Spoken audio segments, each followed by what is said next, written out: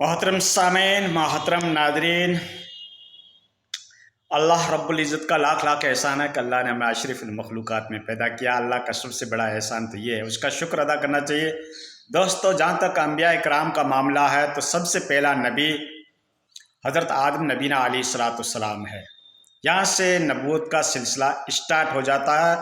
फिर आपकी औलाद के अंदर जैसे कबीले बने, कुंबे बने, कौमें आई, तो हर कौम के लिए अल्लाह ने एक फ़र्द को मुकर्रर किया, मुंतखब किया, जिसको नबी कहा जाता है। नबी कोई कसबी चीज़ नहीं है कि इंसान मेहनत करके जिद्दोजहद करके नबी बन जाए। नबी का जो सिलेक्शन होता है, नबी जो मुकर्रर किया जाता है, वो अल्लाह की जानिब से किया जाता है और तमाम बंदों के ऊपर वो फजीलत रखता है, क्योंकि वो नेक बंदा होता है, अल्लाह का नबी होता है और लोगों की हिदायत और रुश्द व कामयाबी के लिए, मार्ग बताने के लिए, हिदायत का रास्ता दिखाने के लिए अल्लाह रब्बुल इज़्ज़त अपने नबियों को मुंतखब करता है। जो बंदे गुमराह हैं, जो शिरक में मुब्तला हैं, जिन्होंने कई खुदाओं को तस्लीम कर लिया, उन सब को हिदायत नबी देता है। नबी उसको हिदायत का रास्ता बताता है और हिदायत देने वाली अल्लाह की ज़ात होती है। अल्लाह से उनका कनेक्शन, उसका मैकेनिज़्म जोड़ता है। तो इस तरीके से जो कौमें थी उनके अंदर अल्लाह ने नबी भेजे, और ज़ाहिर बात है कौमें उस चंद कौमें ही थी उस टाइम पहले के दौर के अंदर। कौम आद है, कौम समूद है, कौम शुएब अलैहिस्सलाम है, कौम लूत है, वगैरह वगैरह। जो कौम हुआ करती थी उसके अंदर अल्लाह तबारक तआला एक नबी को भेजता था जो उनके लिए हिदायत का ज़रिया था। अल्लाह से वो लोग मिलाते थे, रब का तारुफ कराते थे, अल्लाह की वादानियत का पाठ पढ़ाते थे। उसके बाद हज़रत नबीना इब्राहीम अलैहिस्सलाम के टाइम अल्लाह ताला ने हज़रत इब्राहीम को तमाम दुनिया के लिए इमाम बना दिया। हाँ, जाइलो के लिन्नास इमामा, इस तरीके की कुरान की आयत है कि हमने आपको पूरी दुनिया के लिए इमाम बनाया है।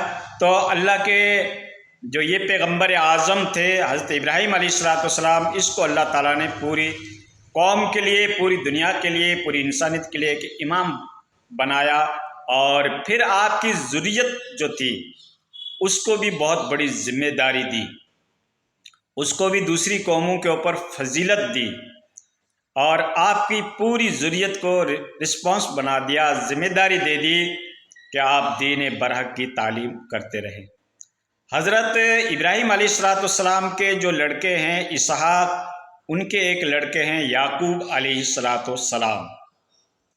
याकूब अलैहिस्सलाम भी अल्लाह के पैगंबर हैं और आपका लक़ब जो है ये बनी इसराइल है।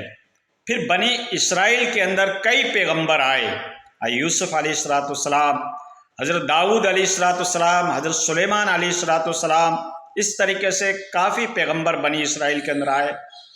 मूसा अलैहिस्सलाम, हज़रत ईसा अलैहिस्सलाम, ये भी बनी इसराइल के अंदर पैगंबर आए।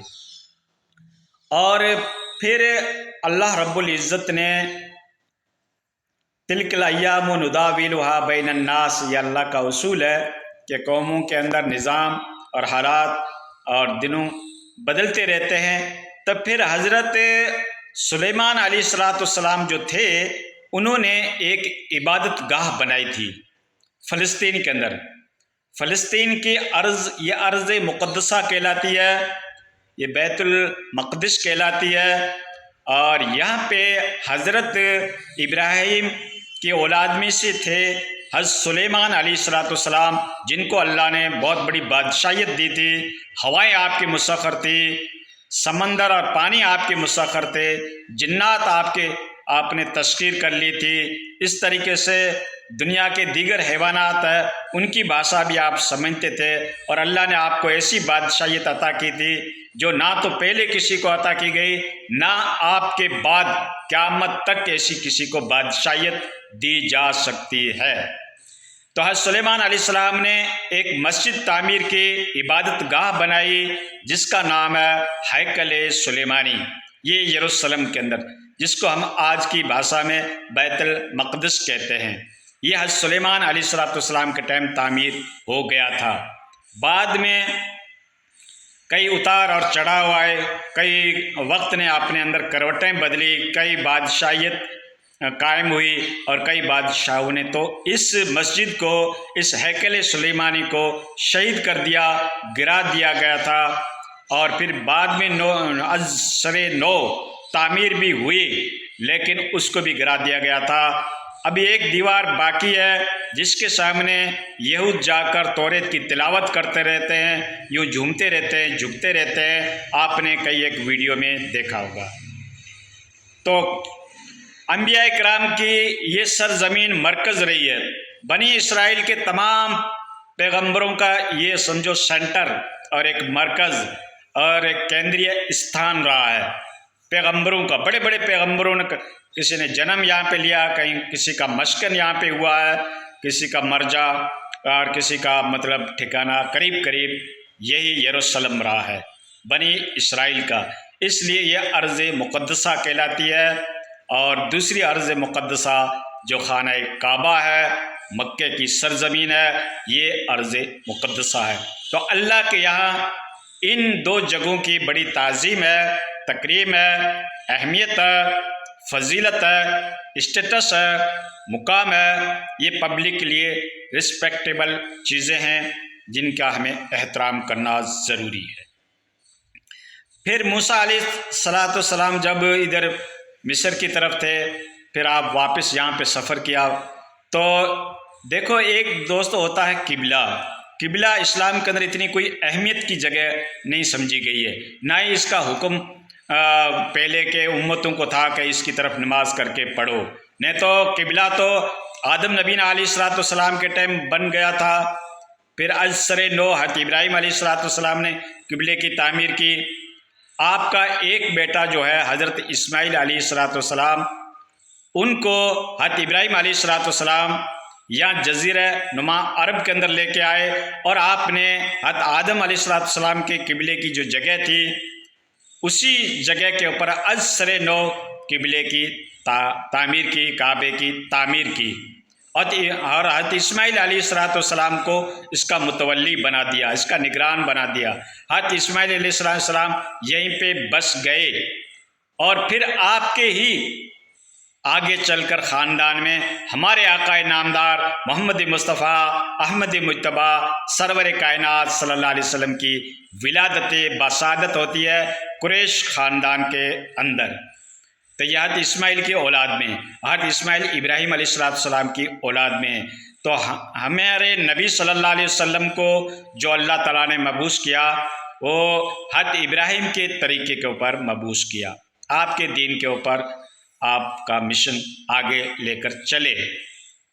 تو دوستو یہ بات ہے۔ اور باقی جو یہ مسجد کس کو کہا جاتا ہے؟ جہاں پہ سجدہ کیا جائے، کوئی چبوترا ہو، کوئی جگہ ہو، وہاں پر اگر ہم سجدہ کر لیتے ہیں تو وہ مسجد کہلاتی ہے، سجدہ گاہ جہاں پہ سجدہ کیا جاتا ہے۔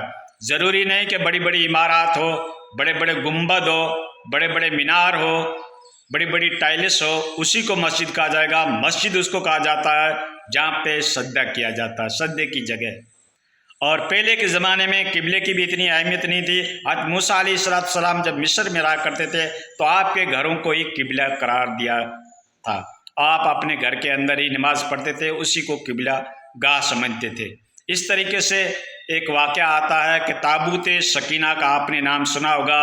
یہ ایک صندل لکڑی ہے کہ ایک پیٹی ہے جو حضرت آدم نبی علیہ السلام سے یہ چلی آ رہی ہے، اللہ کی طرف سے ہو سکتا ہے یہ دی گئی ہو اور اتاری گئی ہو، تو وہ تابوت سکینہ کہلاتا ہے۔ اور پھر پہلے کے نبیوں کے ٹائم اس کو اگر خیمے کے اندر رکھ کر بھی لوگ اس کی طرف بھی رخ کر لیا کرتے تھے۔ مین تو ہے اللہ کا فریضہ، اہم جو فریضہ ہے نماز کا، اور پیغمبر کو تسلیم کرنے کا، اللہ کو تسلیم کرنے کا، اور اس کا فریضہ ادا کرنے کا۔ قبلے کی پہلے اتنی اہمیت نہیں تھی۔ بعد میں قبلہ جو حضرت سلیمان علیہ السلام نے عبادت گاہ بنائی تھی، جس کو ہیکل سلیمانی کہتے ہیں یا بالفاظ دیگر مسجد اقصیٰ کہتے ہیں، اس کی طرف لوگ رک کر کے اپنا قبلہ سمجھتے تھے، اسی کی طرف نماز پڑھتے تھے۔ خود ہمارے نبی صلی اللہ نبی صلی اللہ علیہ وسلم نے 17 مہینہ تک بیت المقدس کی طرف رخ کر کے نماز کو ادا کیا۔ آپ کی تمنا تھی کہ اللہ ہمارے لیے پہلے والا قبلہ منتخب کر دے تو بہت ہی بہتر ہے۔ پھر نماز کے اندر ہی آپ کو حکم آتا ہے اور آپ اپنے اسی قبلے کی طرف رخ کر لیتے ہیں۔ بہرحال یہ سارا ٹاپک جو ہے ایک ٹاپک اپنے اندر بہت وسعت لیے ہوئے ہے، بہت لمبائی اور بہت ہی سمجھو کہ وقت درکنار ہے، اور میں آپ کو مختصر بیچ کے پوائنٹ آپ کو بتاتے جا رہا ہوں۔ اس لیے فلسطین جو ہے یہ ارض مقدسہ ہے، انبیاؤں کا مسکن ہے، انبیاؤں کا ٹھکانہ ہے، اللہ کے یہاں یہ رسپیکٹ زمین ہے، مقدس زمین ہے، اور خانہ کعبہ بھی مقدس زمین ہے۔ اس لیے ہم فلسطین کا سرزمین کا ہم احترام کرتے ہیں کہ یہ انبیاؤں کا مسکن رہا ہے اور بیچ میں قبلہ بھی یہی رہا تھا۔ اس لیے ہم فلسطین کی اہمیت کو سمجھتے ہیں۔ اللہ تعالیٰ اہل فلسطین کی حفاظت فرمائے اور مسلمانوں کی سربلندی فرمائے اور ان کو قوت اور طاقت عطا فرمائے تاکہ وہ اپنے قبلہ اول کی حفاظت کر سکے۔